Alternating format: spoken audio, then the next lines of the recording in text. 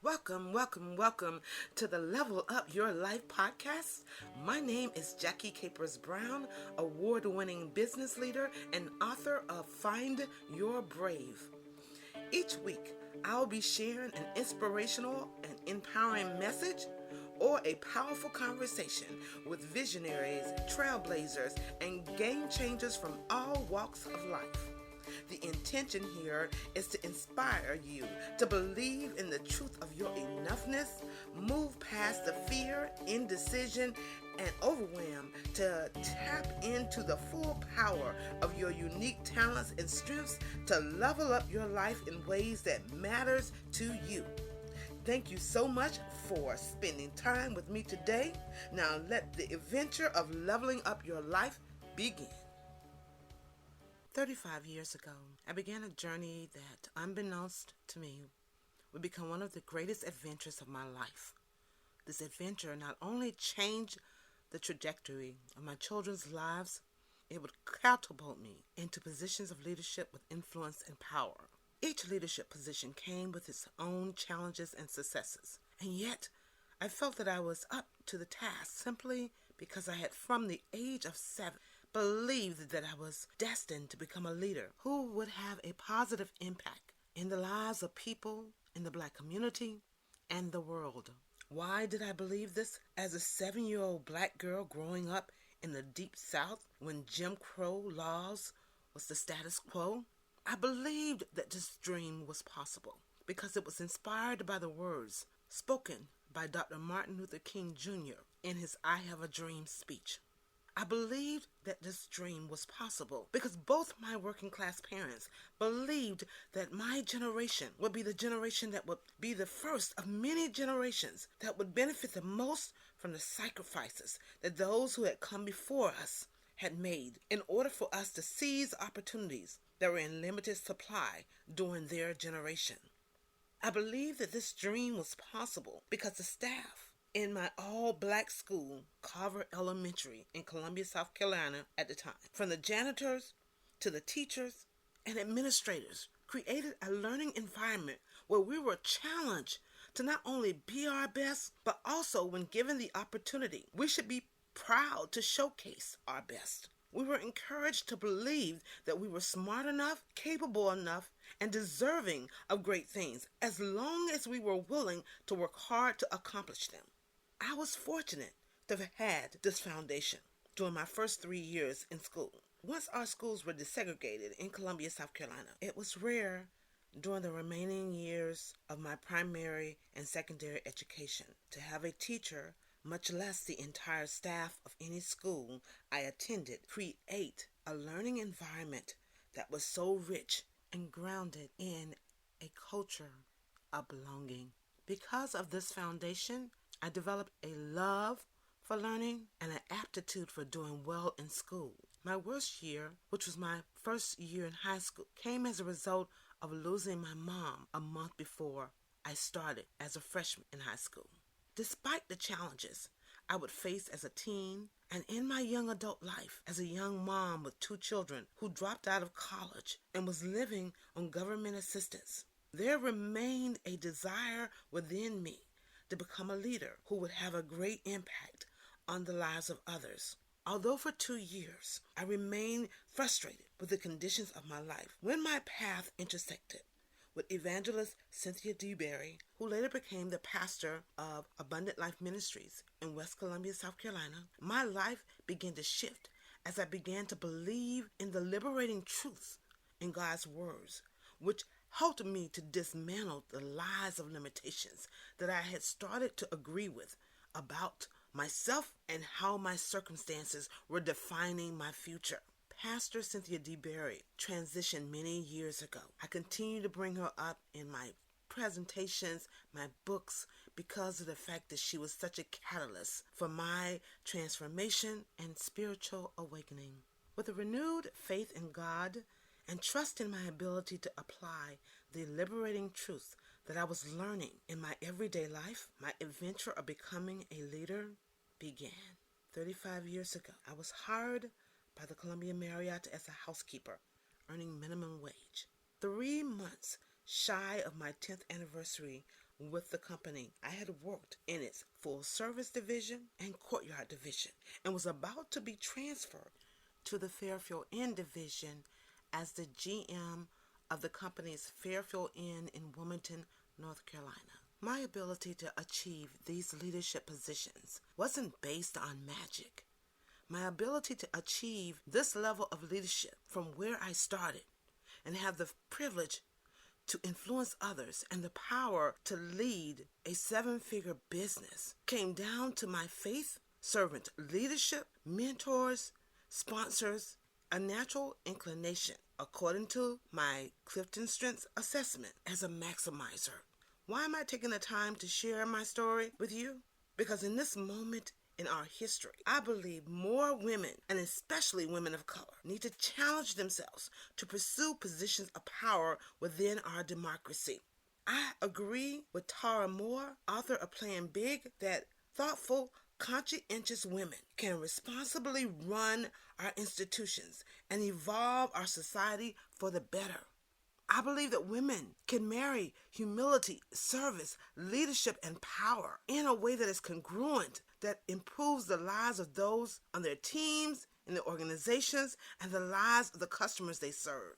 I believe that women who are most likely to have a deep commitment to service should prepare and position themselves to advance their vision of leadership, their voice and value within their organizations and communities. I believe that women, and especially women of color, should stop accepting the status quo within organizations that provide them with no pathway of growth and ascension.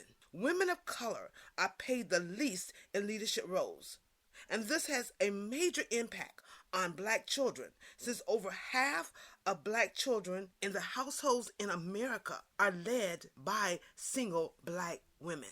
This is why my Level Up Her Leadership initiative, which focuses on equipping women of color leaders, is so important to the work that I do.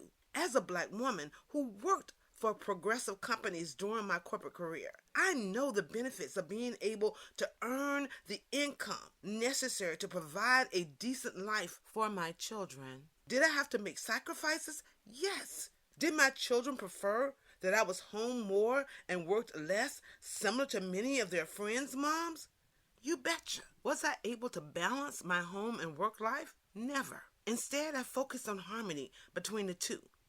When you're working in a 24-hour business, like the hotel business, and later on as an executive leader of a 24-hour business, you don't have control over all the varying challenges and situations that can come with this responsibility.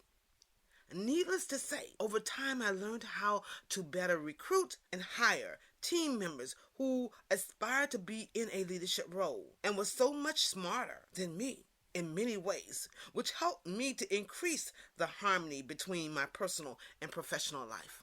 I'm not going to paint some rose-colored image in your mind about why you as a woman should pursue a leadership role within your organization, in your community, or as a small business owner.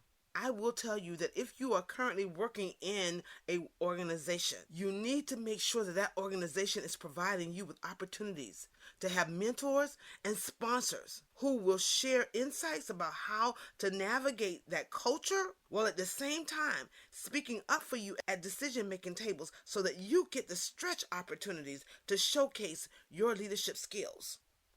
If you are a woman of color, especially a Black woman, working hard in and of itself will not position you for next level leadership position, regardless of what anyone tells you. If you are not able to master the dynamics of a workplace culture to prepare and position yourself for next level leadership positions and cultivate the relationships that are key in many situations for you to get into a leadership role within organizations, then your working hard may get you the paycheck that you're currently making. But if you want to earn more money, you need to be able to master the work environment or the workplace culture in which you're in. Yes, you will need the humility to serve as a leader. While at the same time, you're going to need to develop the business acumen necessary to demonstrate your ability to successfully lead diverse work groups and cultivate relationships with decision makers to secure sponsors who will not only provide you guidance to navigate the culture of an organization, they will speak up for you at decision-making tables. This is what I know for sure. My desire to be a leader within Marriott wasn't just so that I could change my children's lives. I remembered what I was taught in my childhood about being an example of what is possible for the next generation. It is time for more women to step up and share their leadership aspirations with those who are in positions that have the influence and power to support them. It is time for women to believe that they can marry humility, service, leadership, and power to create the change that we need to see and experience in our world. We don't have to accept the present state of leadership in our country or even in our communities as the only reflection of what leadership stands for. Our vision, voice, and value need to be at decision-making tables in order to make it better for everyone. It is time for more women to have the power to influence our communities, companies, and countries as leaders. Our example will show the younger women that are currently in corporate environments or within communities, and the next generation of young women, the positive impact that women can have in our companies, communities, and countries when they are in leadership roles. I know that there are women who do not have any ambition to become a leader, and I respect every person's freedom of choice. But for those women listening to this message who are ambitious and desire to acquire and succeed in leadership roles, it's imperative that you not only develop the inner game necessary to prepare yourself for the challenges of leadership, you also need to develop and sustain the outer game of execution that produces results. At each level of leadership, you will be required to skill up in order to level up your leadership effectiveness to achieve success as you're faced with different challenges and opportunities. Build on your previous success.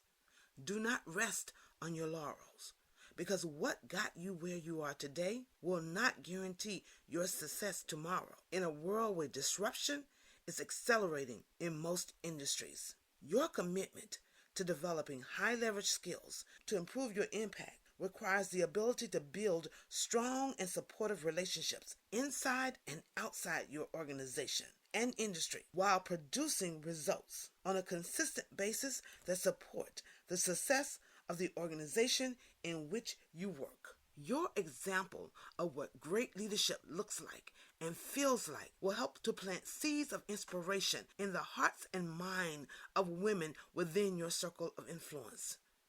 There is no better time for you to embrace your leadership ambition and pursue it with a passionate determination and belief that you can and will make a difference.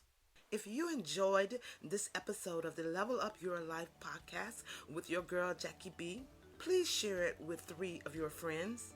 Each week, I'll be sharing inspirational and empowering messages or having powerful conversations with visionaries, trailblazers, and game changers that will provide you with insights, tangible takeaways, and actionable strategies that will equip you to level up your life in ways that matter most to you. Also, let me know what you think about this episode by rating it and leaving a comment. I appreciate you doing so. For more information about me and my work, please visit JackieCapersBrown.com. You can find out more information about my books on Amazon.com. Until the next time, keep challenging yourself to level up. You are going to be amazed by who you can become.